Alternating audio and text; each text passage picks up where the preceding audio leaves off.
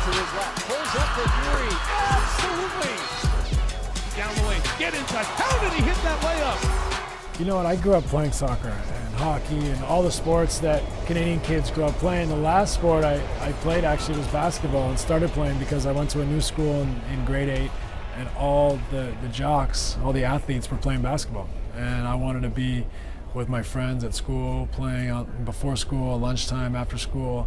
And so really I started playing basketball for social reasons.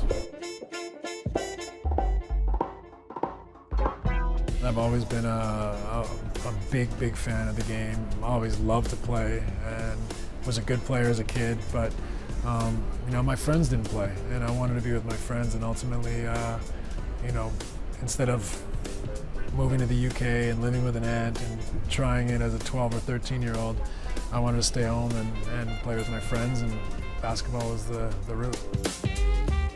My childhood playing soccer and being so passionate about the game, and having a father that played soccer and understood the finer points of the game and the nuances and the subtleties was pivotal. So when you go to basketball, I think a lot of kids growing up playing basketball, they don't think like that. They have the ball, then they survey. Whereas I think it gave me an advantage to already have seen thousands of angles and decisions and players moving and reading defenses on the soccer field. I think it was really pivotal in my ability to play and be a playmaker in basketball. If he gets this, it's going to be crazy. I like this. Oh, he got it. I follow football more. You know, even when I was playing basketball, you know, I was obsessive about being the best player I could be, but I really like to get away from the game when I wasn't playing. So when I'd go home, I'd watch football, and I'd find inspiration in it as well. You know, it inspired me to see players of a different sport perform at the highest level. So it kind of gave me a boost to be the best that I could be at my sport, and it also allowed me to get away from my sport a little bit when I was at home.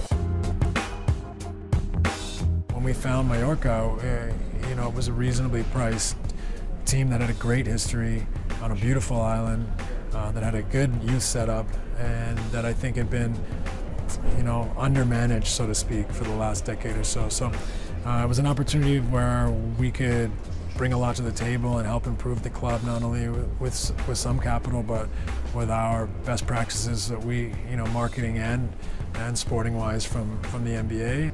We have to gain their trust, and I think a lot of times they're worried about a horror story of you know, an American group coming in and buying a soccer team only to want to develop hotels or condominiums, and that's not our goal. We love the sport. We are falling in love with the history of the club and the fans and the island and the uniqueness of the Balearics, and we're thrilled to be a part of it and hopefully leave it in a much better place than we found it one day, hopefully, you know, many years from now. This isn't a flip for us. This is something that we're passionate about. We want to see succeed.